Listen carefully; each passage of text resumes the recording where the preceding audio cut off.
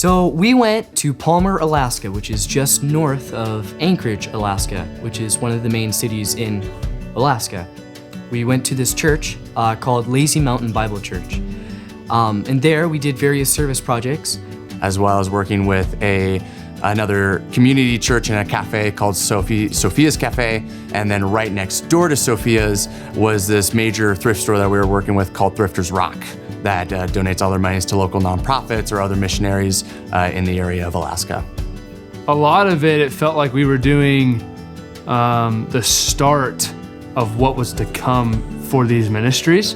I just went in with an open mind and just ready to see what God was going to do with our kids that were going, as well as us as adults, and then whoever we interacted with when we were in Alaska. We were about halfway through the trip and I was talking to Heidi and she was saying that, well, not all mission trips look the same, and that's kind of what I learned. And just like Brian had brought it up, that just because I didn't talk to people or didn't tell people about Jesus doesn't mean that the church I helped paint won't show more people who Jesus is. God gave me the understanding of lack of understanding, that I don't need to know every nook and cranny of who he is to believe in him and to accept him as my Lord and Savior.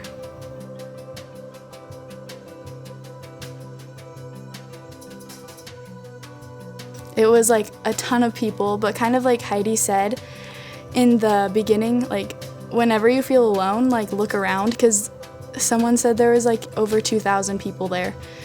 It was so crazy to like think when you're at home and it's like, it's hard to be a Christian sometimes, like being around everyone, and then being at camp, like looking around, like there's so many people. I feel like my life was changed because like I was drifting away from God. Like before, like I went to camp, like I could tell that I wasn't as close to God as I could be.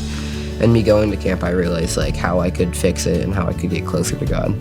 The sermons were very, they always hit deep every time. There's not a sermon that didn't go by that was like, I didn't really take that much away from that. You would take something away every time that was new, that was different, and that gave you like a different type of feeling in your heart that, hey, maybe I need to change something, or maybe I need to keep doing this. And it just gave it that spark that no other camps have done for me except this one.